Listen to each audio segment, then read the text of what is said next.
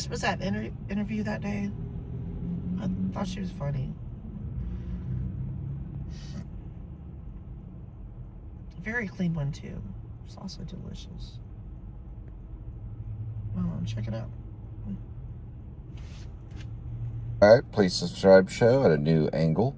We are currently looking for a mount to be placed in the car for the iPhone 17 with the notch and the Pelican case, which I don't like. Trying to get the OtterBox Defender. I probably could find it on Facebook. I found like maybe 3 or 4 of them, the case and the mount, to see if you know, we can move forward on that. And we're off for today. We're actually on today. Yeah, I can't switch on that. But anyway, Linda's going to read the date. What's the day? Today is a wonderful day. It's 17th. on Linda's phone. She's saying it's the 17th. I might argue that a little bit. Are you saying it's... 18th, yes, sorry. we're going to agree on the 18th. Gotta get the green light, y'all. Bye. Yep. Get to focus. Push it. All right. And we're off for the day. Or we're on for the day. We're going for pita bread. And that's free at Taco Bueno? Yeah. Does it say Taco Bueno? Or does it show the app? It's on the top. I need you to focus on driving. Yeah, just don't show any account information. Oh, it does say Taco Bueno. So you get free stuff at Taco Bueno.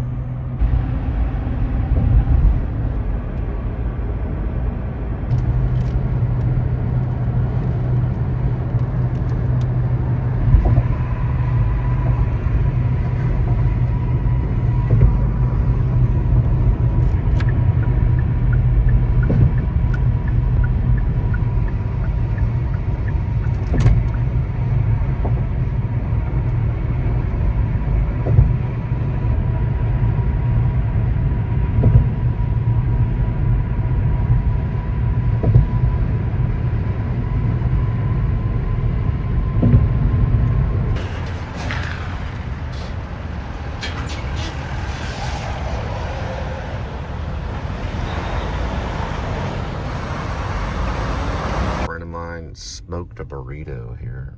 We tried. Actual Taco Bueno's been here since the 90s. There was another, actually right across the way, the Wendy's I worked at when I was 15. I lied about my age so I could work there. But yeah, my friend came in here, he was a punk rock dude. He tried to smoke a burrito. Didn't work though. Yeah, they're not even open. What time do they open? They open at 10:30. Okay. Well, crap. All right, I'm gonna get my free Muchaco or whatever it's called. I think it's a Muchaco. It's that little thing that's wrapped right there.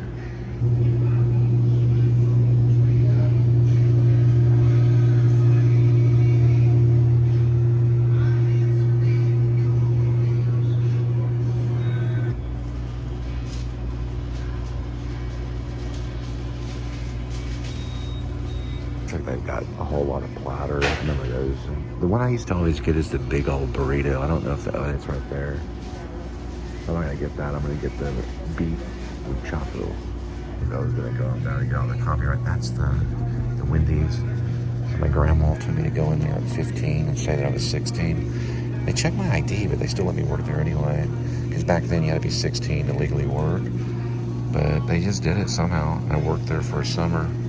I was 15, it was my first job.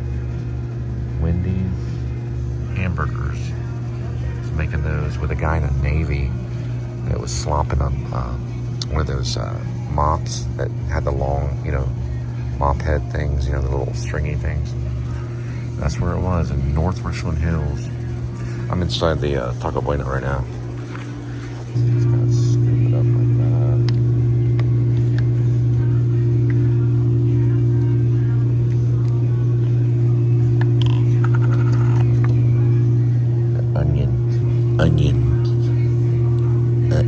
Onions. That's the red original. That's a firehouse. Oh, yeah, I know this one. You just kind of lick the side of it.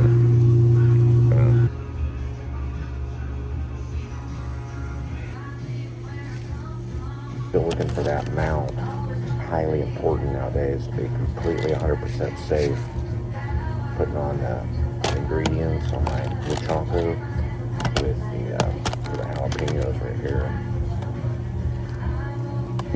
Hold on. So far, they get an A+. All right, this is the Wendy's that I worked at. I was 15 years old, probably little late 80s. I was a skateboarder. I had a bowl haircut. I was a big Cure fan.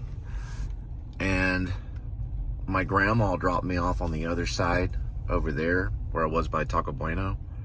And she basically said, well, go in there and tell them you're 16. And I said, but Grandma, I wouldn't be telling the truth. She goes, and my grandma was the cook at the church. She would take all the food to the ministers and the families. She had a Lincoln Town car. Her name was Mimar. And she goes, well, if you're gonna be a skateboarder in the summertime, if you're gonna skateboard, you're gonna have to work. So go in there and tell them that you're 16. I said, but Grandma, they're going to ask for my ID. She said, just give them the ID and look them in the eye and say I'm 16. Which I think I turned 16, I think that next year. And I did it, and they hired me anyway. I don't know how they did it. So I worked there when I was 15 years old. Just for a little bit in the summer. And then I went back to skateboarding. True story. We lived right down that way. Right down Roof Snow. That was my first job. This guy worked in the Navy there, and he was slinging a mop. And he mopped really weird. He would kind of go like this at the end of the mop, and he would touch the tip of the threads of the mop on the floor, and it would go like in a figure 8. And I said, is that how you're supposed to mop? He said, that's how they teach you in the Navy. He was real cleanly, and they always told me to serve the French fries with a smile. But I'd serve them, and they'd say, that's pretty good, Cole, but you got to smile when you serve the French fries. And I always felt odd, like smiling, because I didn't really feel like it was a real smile. But I did it anyway. My first job. I would say, let's see, I was born in 73, so 83 I was 10. So 84, 85, 86, 87, 88, 1988. And I went to Richland High School eventually. I graduated from Pasco though. Here we go. All right. Well, welcome back to the Please Subscribe show. This is the part where you get to see me pick up food and drop it off at your doorstep. All right, Master Walk on our way, 11:08. We'll be there point. Surprised that this thing it's actually moving right now. Usually it's giving me a bunch of trouble. The Master Walk is probably on the other side of what's known as Northeast Mall. This mall has big time history in my life. Now, North Richland Mall even has bigger history in my life, but they tore it all down.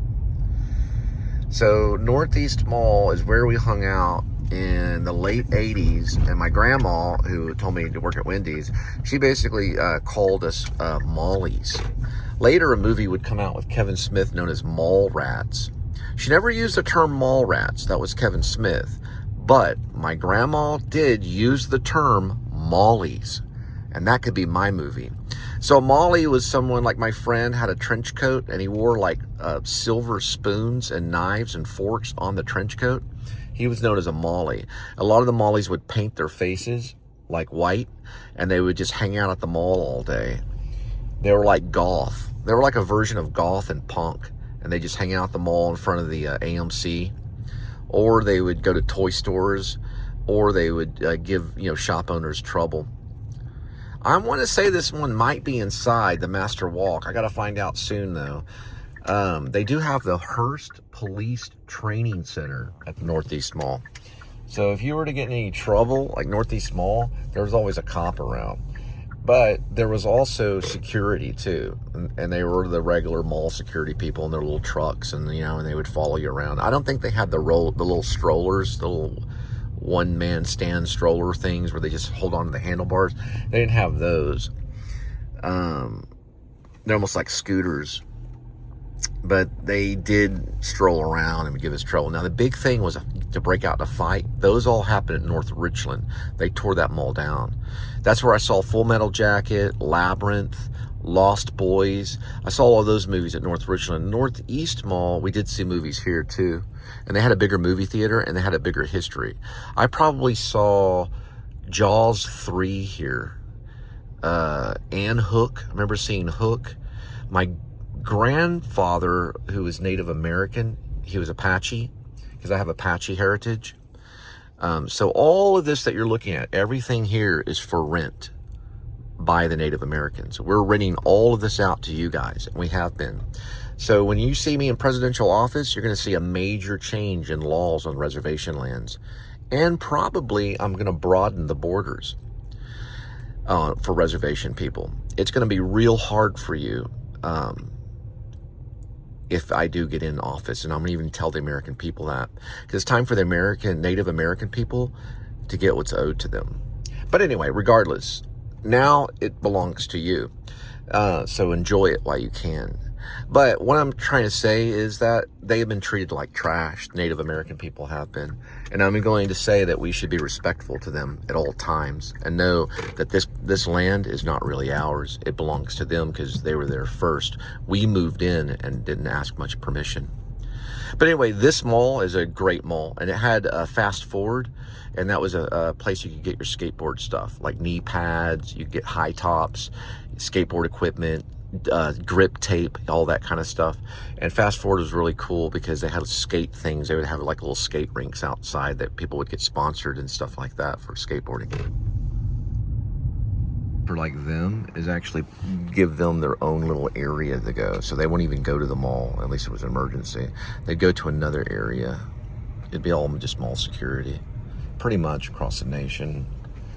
Unfortunately, they'd have to be volunteer only. All right, that's Cinemark. Northeast Mall had something similar. The Last Temptation of Christ actually was shown here in the 80s, and the Protestants protested against it because it had a sex scene. Looks like they're doing a few right here. Avatar's out, something called Goat. There's also called Crime 101. Looked pretty interesting right there. And there is cold storage or something like that. I didn't see all of it. There's a bunch of stuff. This is like a rave. This is similar to the rave one. If you go to Fort Worth, there's a one by Ridgemar that looks similar. I think that might be similar to that. I don't know if it's a rave one or not. It has an R on it, so it probably is. I have to go to the food court. So let's see how much copyright music they're actually going to play. But yeah, Fast Forward was here. Yeah, they have a little bit of it.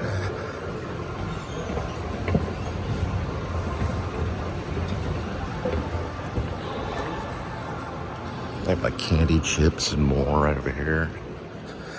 Yeah, I think Lead Wetzel. You would know over here. Hey, do you know, sir, do you guys have like a food court where like Master Walk would be? That direction? Yeah. You pointed over this way. They're real sensitive depending on the mall. But the one in Dallas, I think it's called North something. They actually serve you a ticket if you walk with your phone vlogging. And the ticket says, know your rights. It's kind of weird. I've done a few pickups here, and they didn't really do a whole lot. But yeah, I believe it was called North something Mall. It's not necessarily the Galleria. They don't really do anything there. That's where Office Space from a distance was one of the first scenes of Office Space. This is a very old school mall. The movie theater actually was more over that way. And the first time I was ever asked to review a movie was right next to that Macy's right there. Right over there. They were stopping people and they were asking them basically if they wanted to do the review. And the one I did was The Man from Snowy River. And I had to like fill out this little report that what I think the trailer looked like. I don't see a food court anywhere. I'm gonna have to ask somebody. You know where the food court is? Over that way? Okay. Yeah, I'll show you. Oh, right. Fast Forward was right there. That's where they had the skate shop. And my friend Kurt almost got in a fight with a guy because he smiled at him. He just stopped and smiled at a dude, like literally for a really long time. It was very strange. And the guy was gonna fight him, but he never got up and did it. There it is. That's what we're looking for. Right there.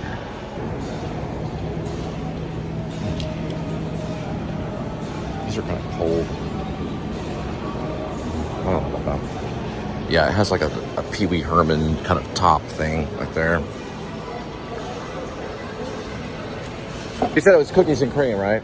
It was like spilling on me. Doing like a speed through on the sampling.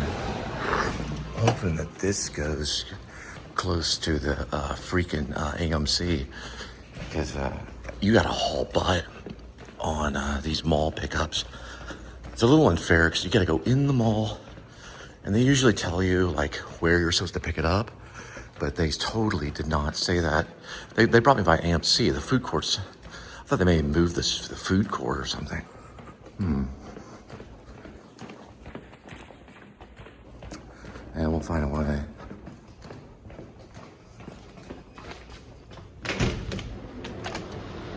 That turned out I chose the right spot.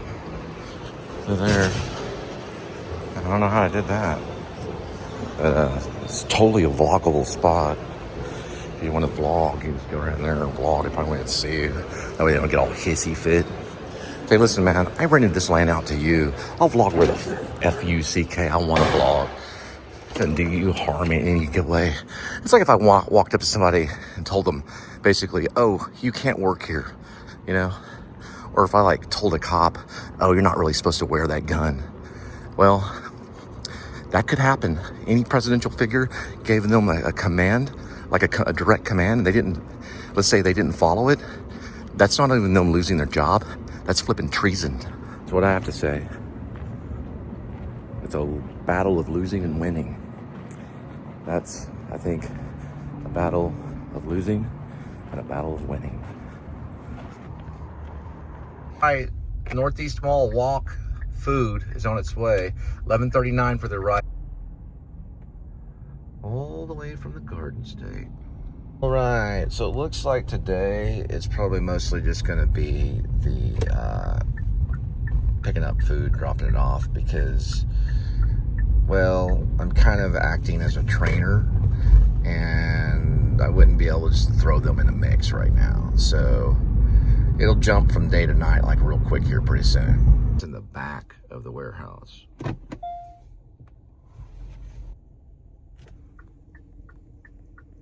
I think it was never stay frosty or never say frosty, always stay focused or something like that. I remember down Revolutionary Independent Branch, they never say frosty. They're not like majorly anti-military, they just don't have military ties because it would be a conflict of interest. Where is, meaning it's not like they're like, I think one time I said something like, oh, I'll take on the Army, Navy, Air Force, Marines. Well, that was just kind of poetic, you know, it's kind of like a thing. But they may like say something like that because they would have to, they're like so elite in the echelon or whatever, even though a lot of them like lived in dumpsters.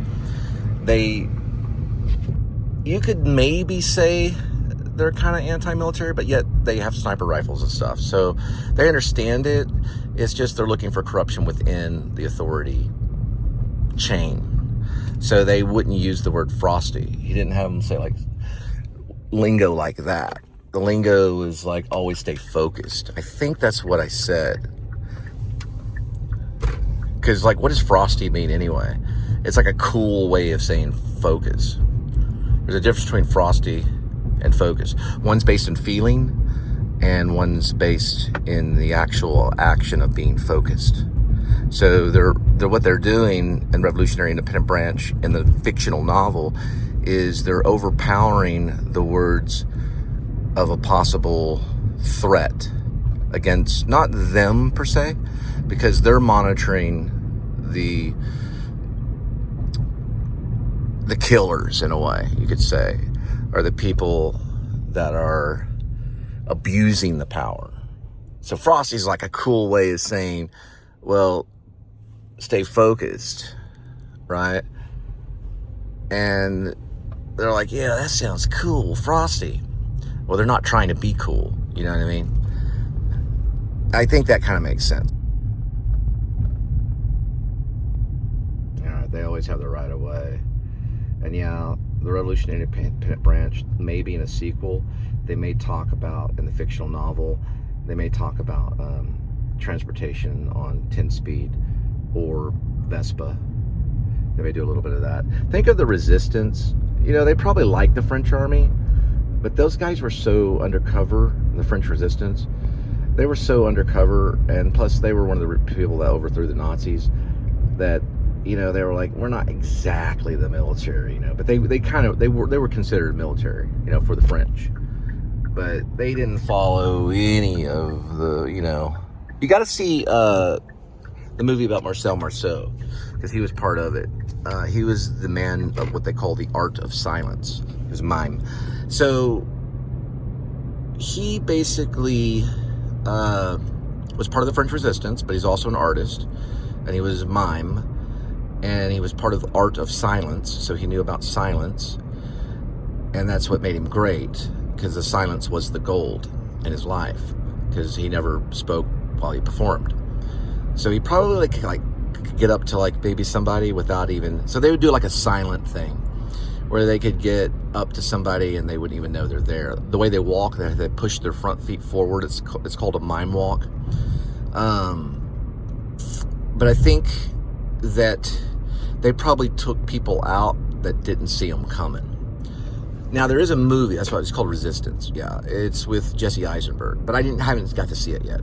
But a friend of mine who studied with Marcel Marceau or studied under him said that he knew some of the people that made it. I didn't get to see it. But really, okay, I would say this ultimately. I would think that they would be against the Nazis. Well, not the Nazis because they're not there anymore, but they'd be against those that corrupt authority within the government and try to get their way, you know, by misusing power. And silence is one of their greatest tools, I would say, probably. Right, Kitty?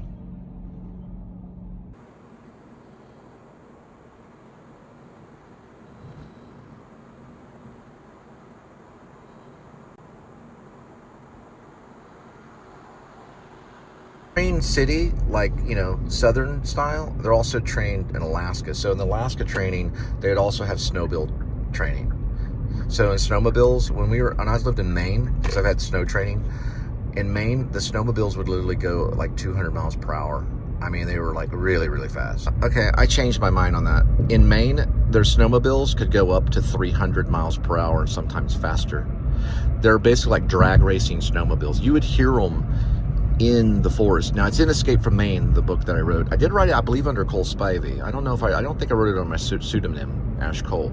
I wrote it under Cole Spivey, but you could hear them in the forest, and it sounded like these monsters crying out. They're like, literally like Star Wars. That's how fast they were going. You know, like those things in the Ewok village. You know, those things when they were going through the Ewok stuff, and they were going like really fast. If you've seen not Empire Strikes Back, it's Return of the Jedi. That's how fast.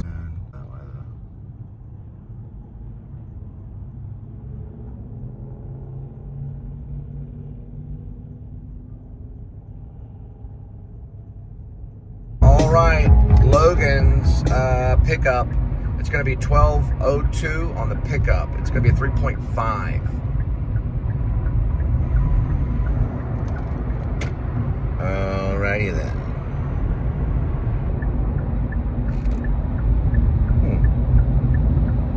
Yeah, there's a lot of people out today. It's like 1.5 million. No, I think Dallas, it's coming to 2 million, they're saying, and then Fort Worth, it's approaching about 1 million. It might be getting to about 1 million. Some of these, like, I mean, you're just like really in traffic big time.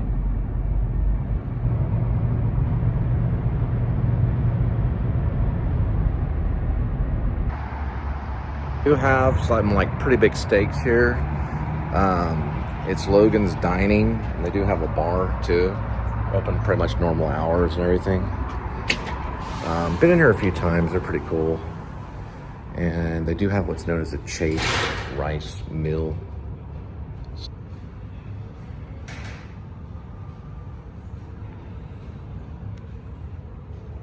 It's a Canines for Warriors, and I'll probably give a big thumbs up on the restaurant. Issues with the toilet at all. It seemed the piping was working, all the, the water and the little air dryer for the hands.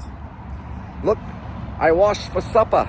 Logan's on the way, 12:30 for arrival. Did find the two names in Vlogger versus Vlogger for sure. Now, I may have mentioned names in the past, but I found them for sure. The reason why is I found the song first, Gouge Away by the Pixies. That inspired me. Then I looked up what the song was about. It's about Samson and Delilah. The travel vlogger's name is Sam. The cocktail waitress is probably something like Deli, if that's a name, short for Delilah. Something short for Delilah. So she might go by Deli, which is weird. Which makes sense because, she's a waitress. Maybe she works in the deli sometimes. But Samson is definitely probably his real name. But he goes by Sam. And he's a travel vlogger. Now, Joe, a vlogger, is probably just going to go in there somehow. It's a username that he kind of uses. He's basically the hitman. So there might be something that falls down.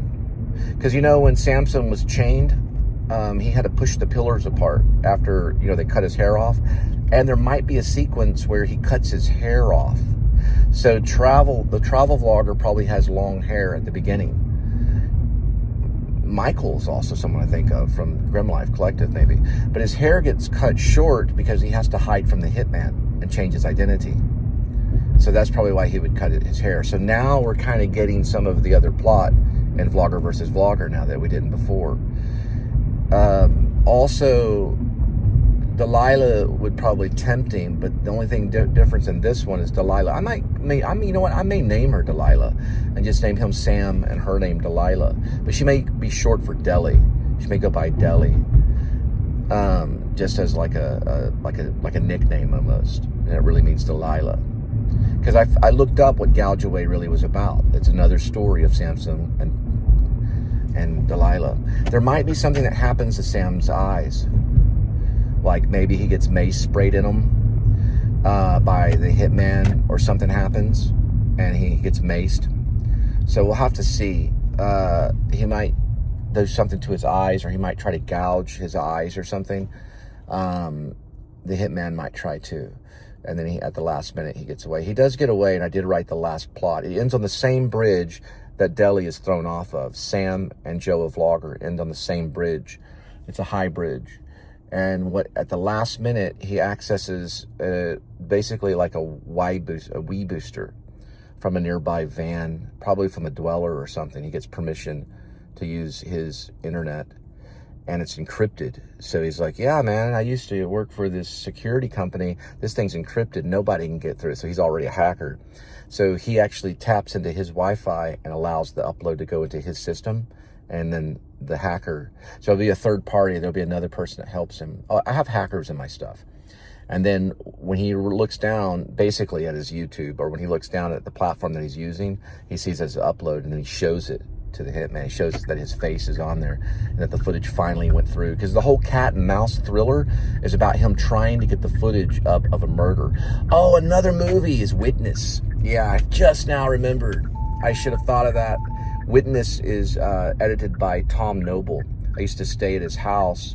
Well, I used to not stay at his house, but I trained in acting with Diane Salinger at his house, and he got an Oscar for basically Witness. So it's about a witness of a murder by those people that they're not Quakers, but they're kind of like Quakers. They're Amish, and the young boy is played by, I think it's played by, is it the same guy? Lucas Hawk. Yeah, it's the same. I want to say maybe the same guy. No, it's not the same one that was in E.T., but he was in Witness, Lucas Hahn. He did really well in that. He basically witnessed a murder, so it's Blowout, Witness, high anxiety because it has comic effect in it, and loosely on the Spy versus Spy cartoon from Mad Magazine. because I want to do a lot of silent stuff in it. So that's kind of what it's based on.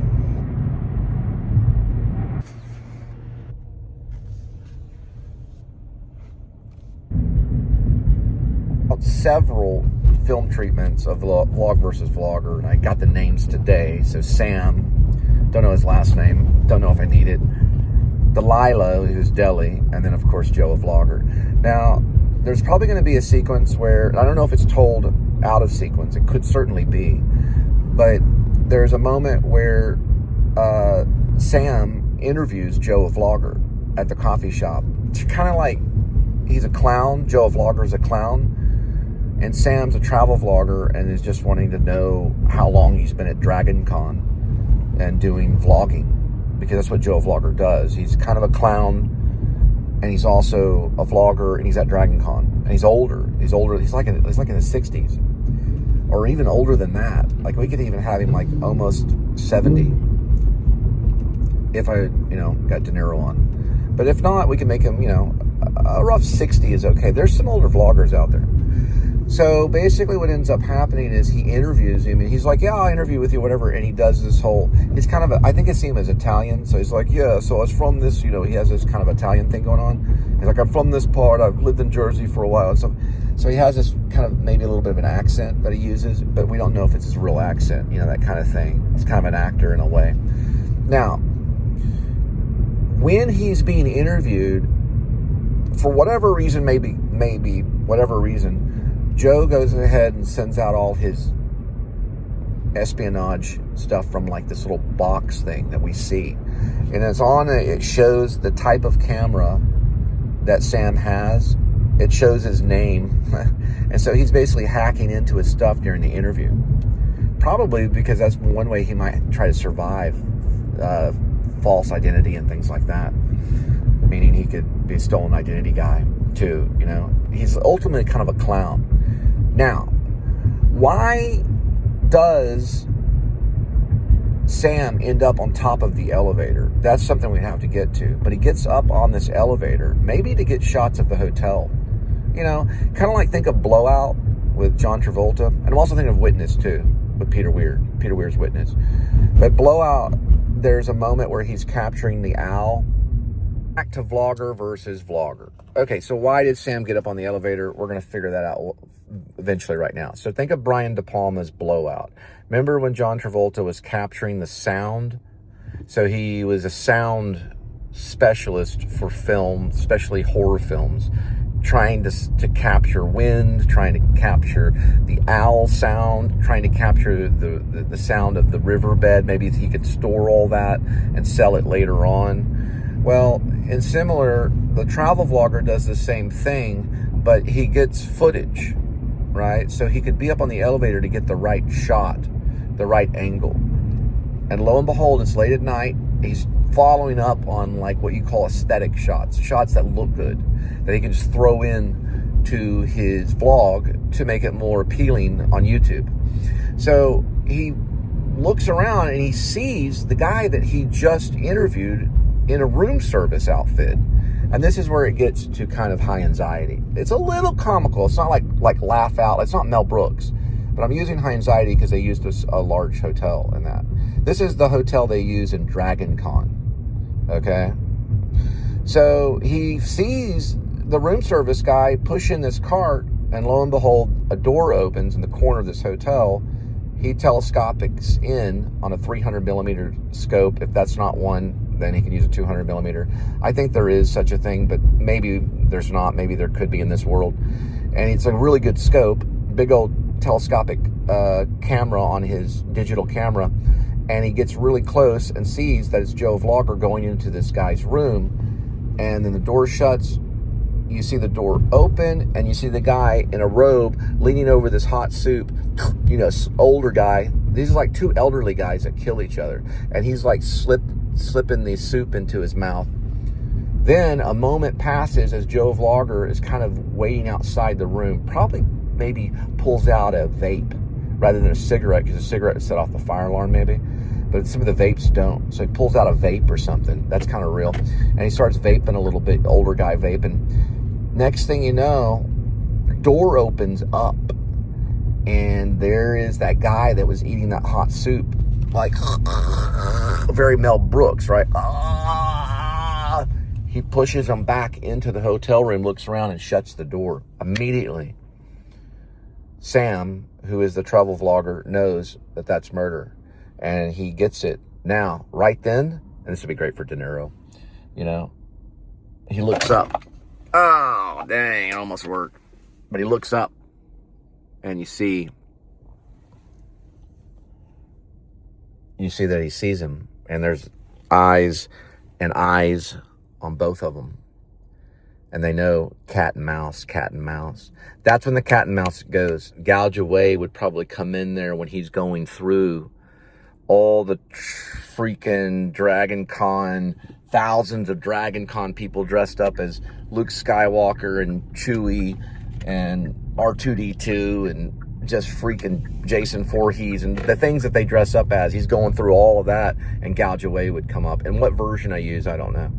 But that definitely is that sequence, which I've been thinking about quite. Now, remember, he interviews him at the coffee shop. So we know a little bit about the past that Joe Vlogger wants him to know about him.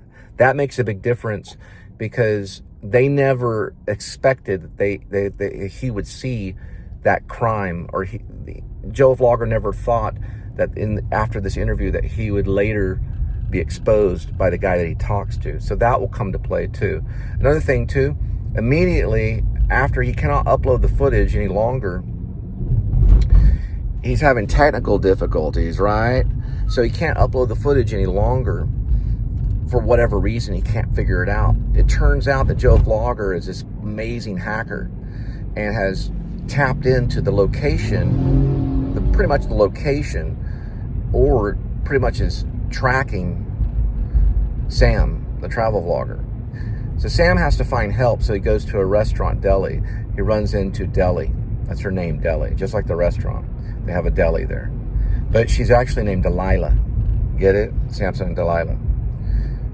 He has to get her help. Later, he'll probably cut his hair and change his identity. That gets a little bit of Brian De Palma, but it also gets a little in Hitchcock too. Changes his identity and cuts his hair, just like Samson would do. There's probably something that happens with them on the bridge. Okay, so there's a bridge in the sequence. What happens is he can't find Wi-Fi to upload the footage of the murder, so he has to so he goes off on his own and leaves Deli by herself at the loft apartment. That's where Deli lives nearby. So he basically he goes off to find the Wi-Fi, and Deli's on her own. That's when she gets the phone call from Joe, who uses a voice modulator that's also was recording him when he was being interviewed. That sounds exactly like, it's like an AI that can mimic the sound of Sam. And so Sam isn't there, but Joe Vlogger acts as if he's holding him hostage and that he better show up or he'll snuff him out.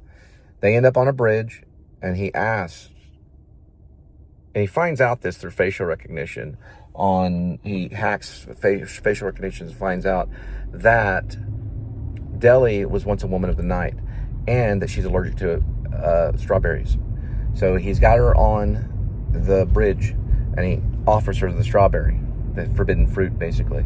He says, "You can take a bite, or I'll throw you off. Which way do you want to go?" Now she does take the bite instead, and he does throw her off the bridge. She does land in the water, and that's all we know. We don't know if she dies or not, but he figures she's dead.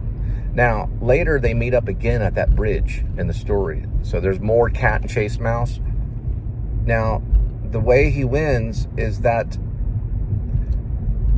Sam finds a van dweller that's a hacker that has an encrypted split Wi-Fi booster with an encryption modem. And as long as he gives him the footage in his computer, that van dweller, whose name is Van, will upload the footage for him in time. And once that footage hits, basically YouTube, once that footage hits, then he's good to go. He shows the footage that's hit to Joe, and Joe leaves town. So basically, Sam shows the footage to Joe, and Joe leaves town and is gone. And then that's when the authorities are alerted, and they know there's been a murder. It's very much kind of like Witness, only it's using Wi-Fi technology and cameras and things like that. Okay. Nothing.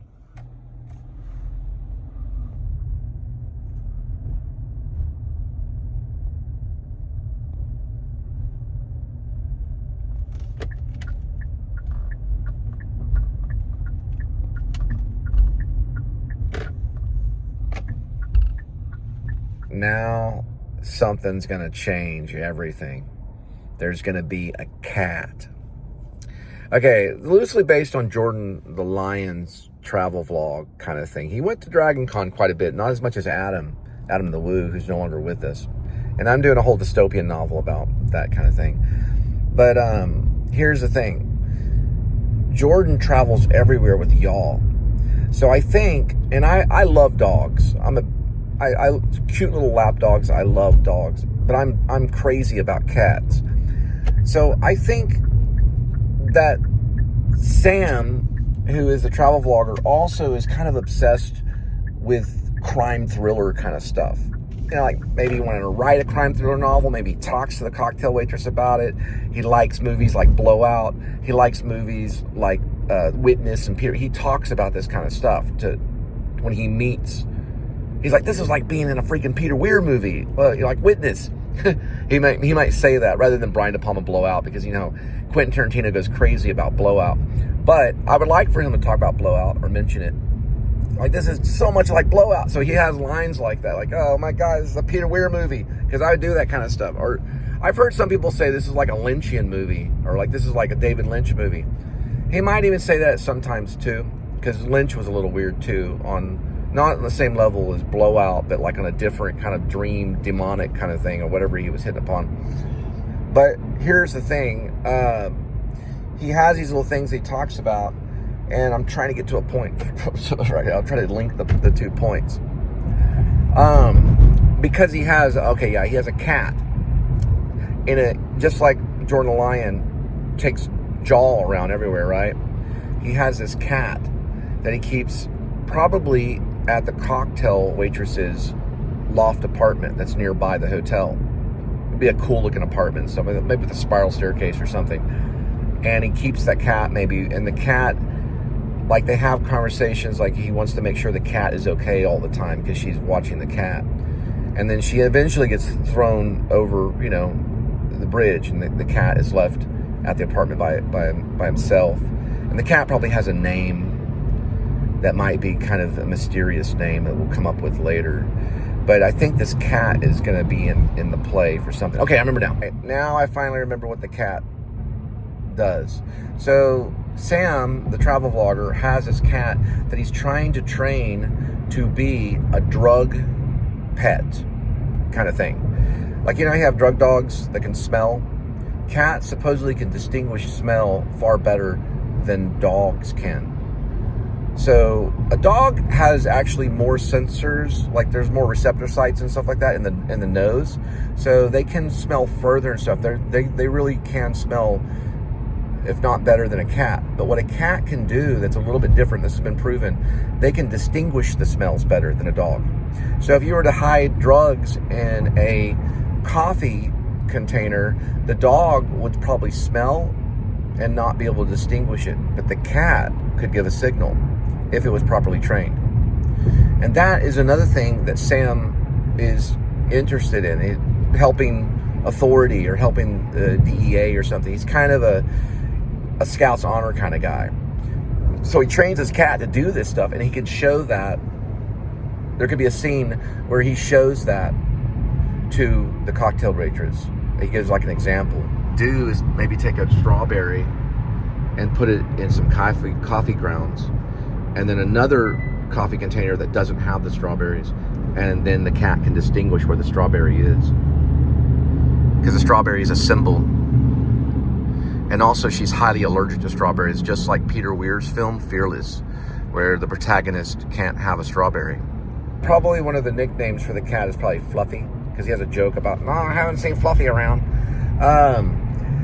But he eventually keeps the cat at the loft apartment. So that's where we can stabilize where the cat would be. But he might take the cat with him to the Dragon Con. I don't know exactly where they keep their animals. Like Jordan, for example, when he goes to Dragon Con, I don't know where he keeps Jaw. I don't know if he brings Jaw in or if they allow that. They might allow you to actually put a cat on a leash where you can go into Dragon Con and have the cat like right there. Or he could dress the cat up, you know. The only thing is that, oh, we gotta, I don't know. We'll figure out if he takes the cat into Dragon Con or not. There could be a chick that he meets. He eventually meets the cocktail waitress, but he could meet this other like chick that he knows that she's like, oh, I want to hold Fluffy. Give it to me. It's like a real fluffy cat, real cute. And then, you know, then he's got the cat off his hands for a while until she gives him back, and she can't basically hold the cat anymore. And that's how he ends up in the loft. Probably ends up in the loft that way. So the cat ends up okay. But we might incorporate the cat. I kind of like do that in some of my stuff. I did it in A Cat Named Crook. But we'll find out if that component is going to be useful. And maybe we could use it. It's definitely cute to see a cat. Something that happens to his eyes because he has glasses. So the travel vlogger has glasses. So that could be the gouging. And his eyes are hurt. And somehow the hitman gets the glasses or hurts them. So there's got to be a scene where he has to like look for stuff and he can't see, but he does it through hearing. That might be some scene too.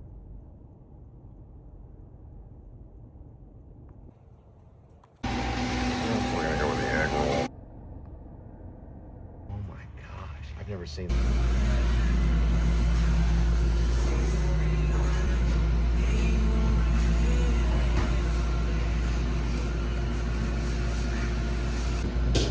All right, so a lady basically says to the lady, start his online order, and points to me and says, he can wait. So I'm going to go elsewhere. Area's pretty much Bedford. She's like pretty rude.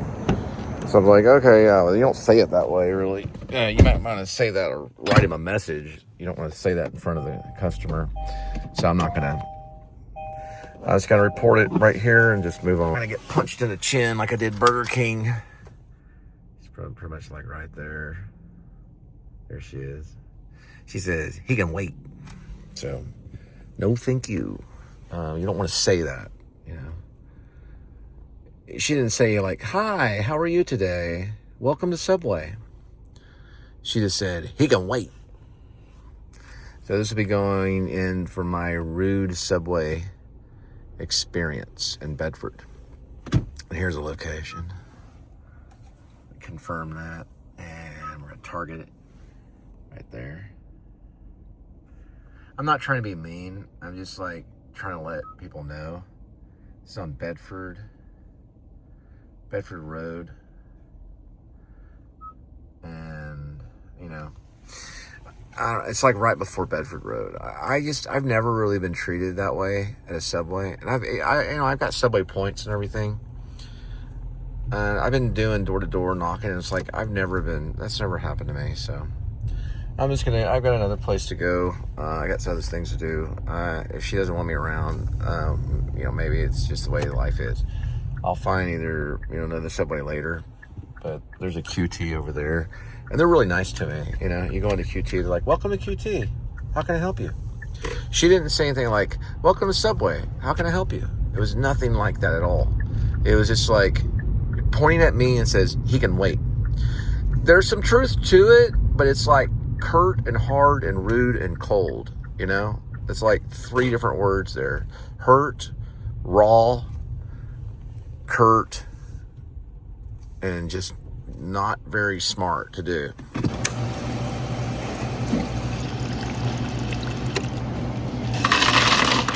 I'll try one of the little classic cheeseburgers at QT. I put a little bit of that mayo on it or something like mayo. But what I could do is actually heat this up for 55 seconds and put some barbecue ranch on it or something like that.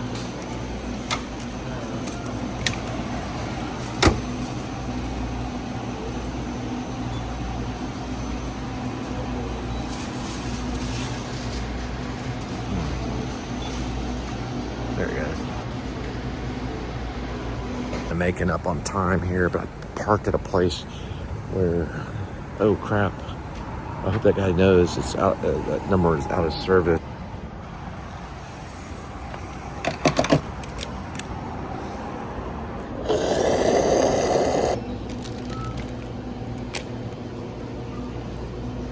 Yeah, I'm not real impressed with the cheese. I'm probably gonna go with maybe the sriracha. Yeah, probably go with the sriracha. You know what? I'll go with the barbecue ranch. See if it's even open.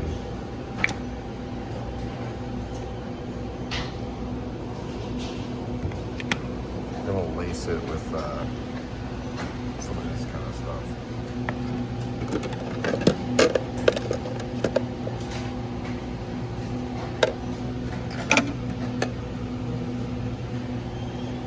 About like that.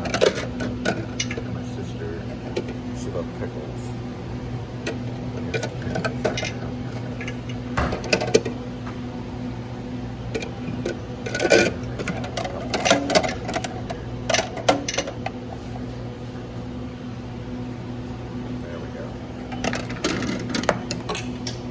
Almost got it.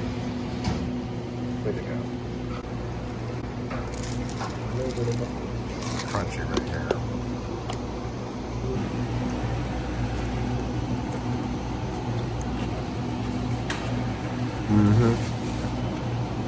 That's actually pretty good. Calories are about 550. It's like a little hamburger.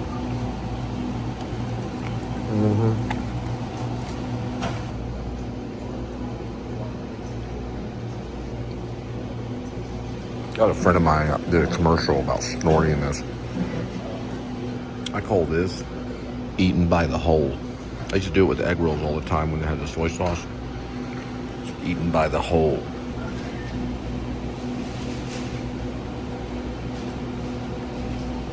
Eaten by the whole.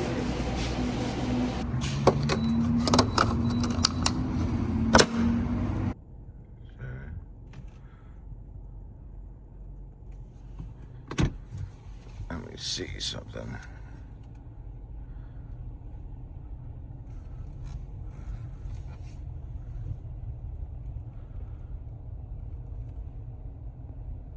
There's a light that never goes out. There is a light that never goes out. There is a light that never goes out. There is a light that never goes out. Tonight by your side is such a heaven. There is a light and it never goes out. There is a light and it never goes out. There is a light. Barely, like barely. Alright, this is where you get to watch me pick up food at restaurants and drop it off at your doorstep.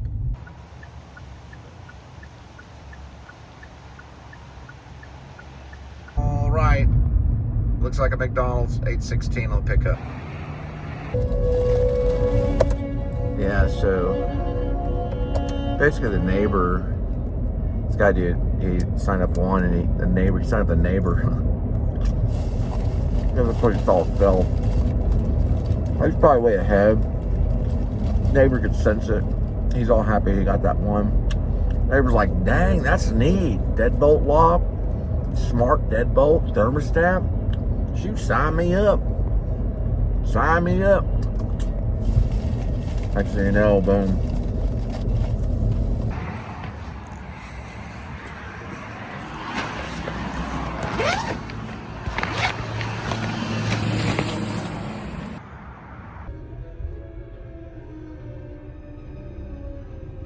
Adventures of the cat. Meow, meow, kitty.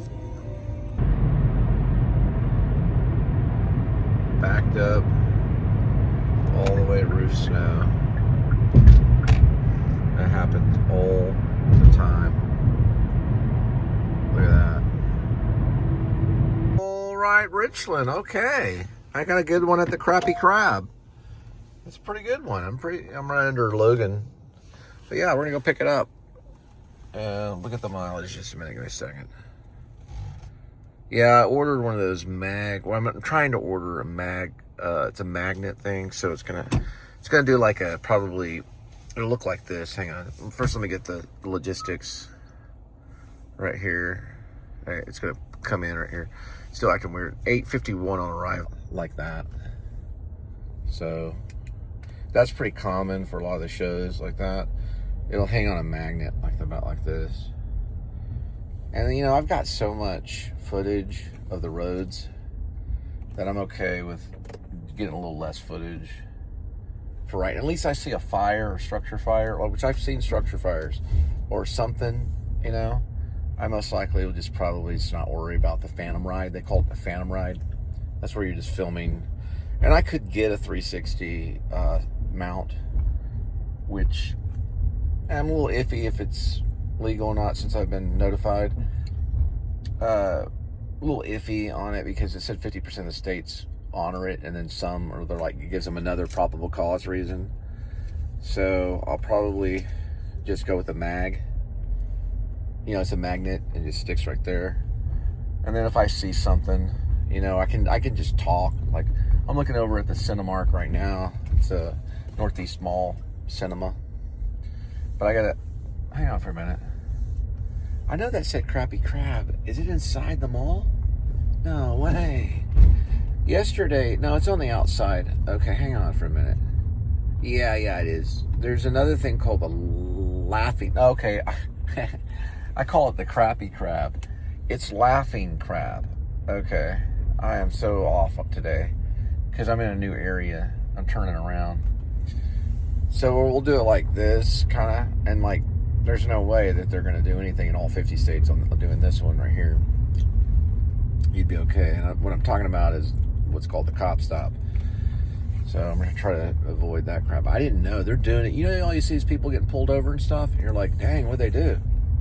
Probably they're either texting or something, you know. Now, can they get them for talking? Nah. You can drive and talk. It's fine. You can even do this. That's what he told me. But you can't like have it like right here.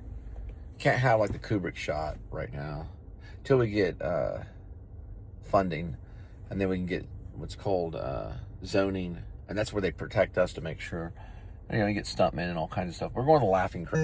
Everybody gotta learn sometime. I'm trying to find it. Oh, that is it right there. Laughing Crab.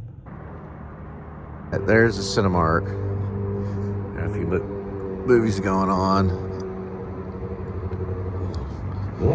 One of them, let's see if I can see it, is called Crime 101, which looks like a pretty good one.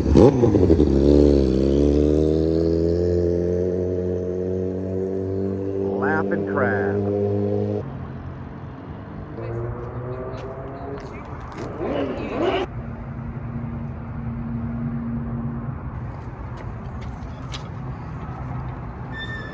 It's a laughing crab.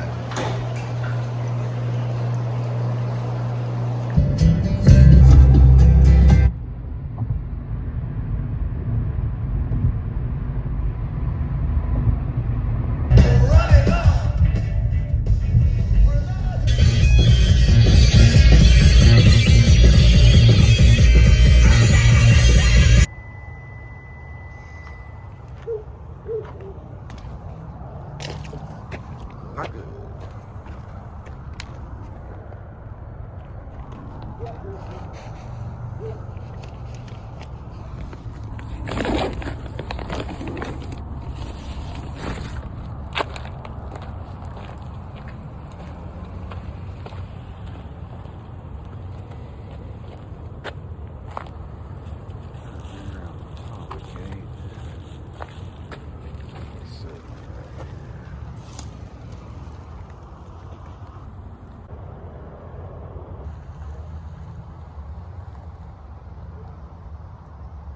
That could be for Grace. Grace, aka Ware Vlog. M. Kerr, or it's McCurr. I'll get the crossroad. I'm scouting for locations. Look at that. You're supposed to live on a ranch. There's actually a ranch over there. And there's a ranch house over there, but it's a little small for Grace because he's a MMA fighter. That seriously is not too bad right there. That purple light that's insinuated is really cool because he was to fall off his motorcycle. It could be like a stunt thing. But that isn't bad. Look at the crossroad. Look at it right here on a 0.5. And we'll get the crossroad on it for scouting purposes. I'll try to remember it. You know, little werewolf out there. Liqueur.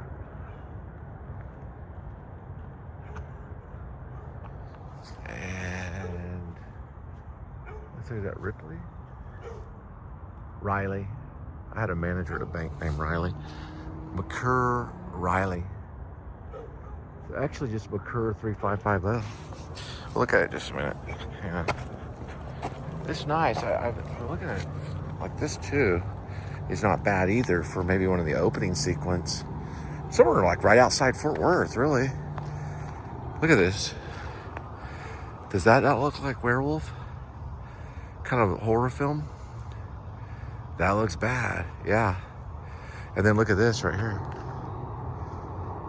That's awesome. We wouldn't even have to go to where it was set. Filming location for Grace AK Werevlog. Look at this right here. It's on Riley Street and McClure. I think is what I said. McClure 3 right here. 3550 McClure. That's what it looks like. You know that filming location I was talking about over there on McClure and I guess it's, I don't know, 3550 McClure. They're right down the road right here. We're gonna be making a right on Cole. It's right near Cole Street. I think I remember coming across the street before. That's pretty, you know, using the word as like a guessing kind of game. Even Cole Street probably has some cool stuff. That's where we're on right now, is Cole Street. Look at that. Yeah, it's kind of cool. I like the McClure thing better because it's way tucked in there. It kind of has this real kind of dark werewolf feel with the purple light, which I really like. And it's not that far out of town from where we're at. It's pretty cute. Got a little GoPro.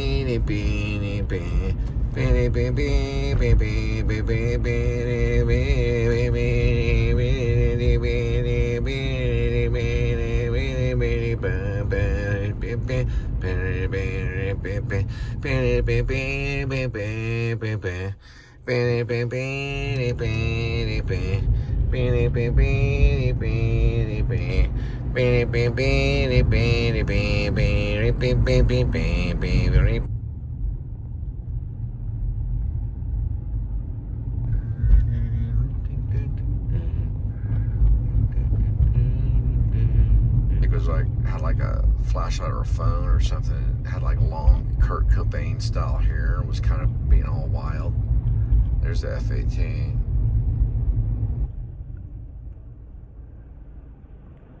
It's a coon.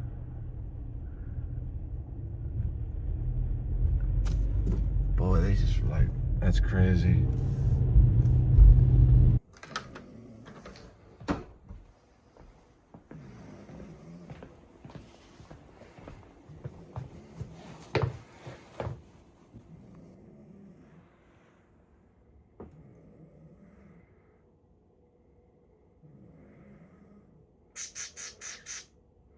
Kitty was sleeping. You're gonna get yours in a minute, Kitty. I'm doing basically chopped up leeks. Gonna chop that up. I'm gonna add some spinach, some ramen, probably some chicken, some avocado. We'll clear this avocado out. I'll go ahead and throw the carrots in there first, because you know those are the kind of sensitive ones. And then just mix it all up. Throw some ample amount of chicken in there. Just grab some of the chicken in there and just throw it in there. So the chicken can cook a bit more. Kind of just mash it up like this, kind of Mongolian style. And then we'll just kind of add stuff. Kitty's trying to figure it out. Usually this is about 330. Acts as a good base for the noodles. You're gonna add some chicken flavor in there. All kinds of roll, just like that. And I say to Kitty, is Kitty gonna eat? I don't know, Kitty might be crazy. Is Kitty gonna eat? I don't know, Kitty might be crazy. Is Kitty gonna eat? I don't know, is Kitty too lazy? Is Kitty too lazy? Is Kitty too lazy? I don't know, I guess I don't see the chicken. Here, Kitty, do you like chicken? Yeah, maybe he's not used to it. We'll get him some other kind of food. Here we go with today's kitty. Here's one kitty, 9 lives. Each life has a number. Numbers 1 through 9. Swirl the cat food. And pick a cat food. Today's kitty's gonna have this. It's gravy lovers and whitefish. Ocean whitefish and tuna. There you go, kitty. Have at it. This one's only gonna go for 2 minutes. Add a little bit more. Is Kitty gonna eat? I don't know, Kitty might be crazy. Kind of crunch this up here. And then I'm gonna we're gonna put some of this on there too. Kind of mixing ideals. We'll cut here until we get it all kind of clean.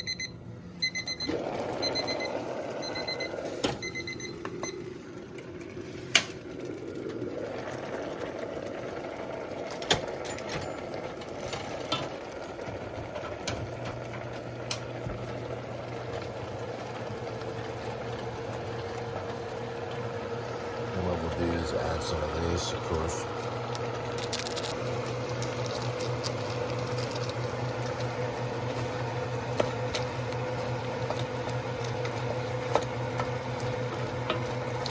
Is Kitty gonna eat? I don't know. Kitty's lazy. Is Kitty gonna eat? I don't know. Kitty might be lazy.